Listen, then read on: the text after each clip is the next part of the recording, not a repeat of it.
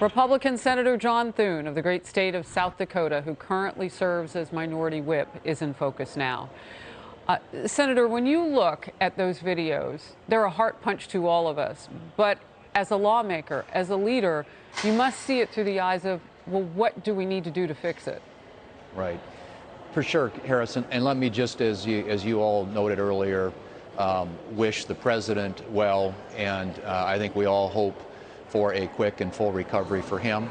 And in the meantime, there are a lot of issues that we need to deal with in this country, one of which, of course, is the violence and the crime that we see in a lot of our cities. And, you know, the Democrats defund the police rhetoric it's reaping, you know, bad results out there. There are just a lot of things happening in our cities today. And I think that the president's obviously now trying to focus on that. That was going to be the focus of his visit today. But the fact of the matter is that the way that we restore, I think, a respect for law enforcement in this country is by having our elected leaders not talking about defunding them, not bad-mouthing them, not denigrating the work that they do. And that's clearly something that's got to change, because if you continue to see the attacks that are made on law enforcement officials in this country, it's going to encourage more of that. It's going to discourage law enforcement officials from staying in their jobs. And obviously, when you are allowing sort of crime to run wild and essentially preventing law enforcement officers from doing the job that we want them to do, these are the kind of results you're going to get. Senator, what do you make of this new language in the Safer America plan that Biden was supposed to roll out today in Pennsylvania? I mean, it speaks of funding police. It speaks of hiring police. I mean, this is very late in the game, as many of them have a higher rate of suicide, and they're just details, some like what you just mentioned, for their leaving.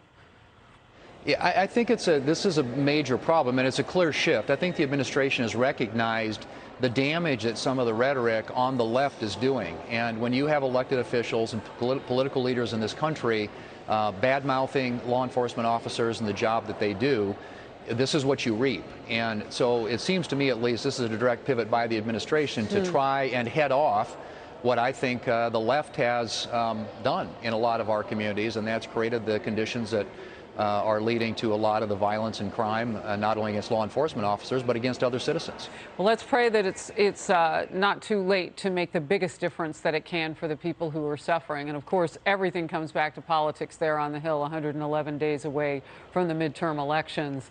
We'll have to see what that does with people and their thoughts about Democrats and where we are right now with crime. All right, let's move to this. President Biden yesterday issued a stark warning on climate change. Basically, it's code red for humanity, he says. But he did stop short of the formal emergency declaration some of his party had wanted. However, announcing executive actions on the so-called code red. Let's watch. It is literally, not figuratively, a clear and present danger. The health of our citizens and our communities is literally at stake. The UN's leading international climate scientists call the latest climate report nothing less than, quote, code red for humanity. Let me say it again. Code red for humanity. Critics are calling out the president now, saying that inflation is actually where we should be sounding the alarm. We'll watch this.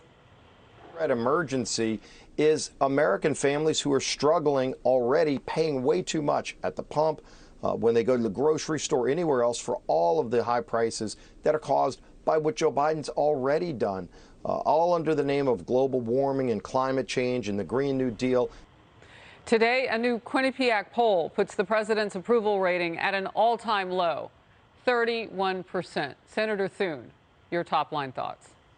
Well, first off, what he should be declaring is an energy emergency, because that's what we have in the country. The president and his policies have crushed energy development in this country. We need to get our energy producers off the sidelines, back into the game, producing American energy, making America energy independent. And the president's policies have led us to where now we're asking other countries to ship the liquid fuels here that we need to power our economy. So, you know, the reason his poll numbers are where they are, Harris, is the American people get this. They understand clearly, notwithstanding the president's attempts to blame Putin or to blame somebody else, this is the result, direct result of policy decisions that he and his administration have made. They've got to change course. if they want to change his numbers, because as the price of gas continues to stay high, his poll numbers are going to continue to stay low. And ultimately, you talked about the election coming up in November. That's what's going to be on the hearts and minds of the American people. It's not going to be these things that they're trying to, the climate and other issues that people aren't talking about. What they're talking about is inflation. They're talking about the $9,000 per year more that is costing the average family in this country to keep up with their daily needs and requirements. Those are the pocketbook issues that the election in November is going to be about. And I think that the president obviously is on defense a lot these days and shifting, trying to find something that will stick, trying to change the subject. But I think as far as the American people are concerned, that's the subject. $9,000 extra that people have to come up with to just live the life they had last year. The normal life, yeah. That's amazing. Yeah. Senator Thune, thank you very much for the details in that, your perspective, and your time. Thank you. Good to be with you, Harris. Thanks.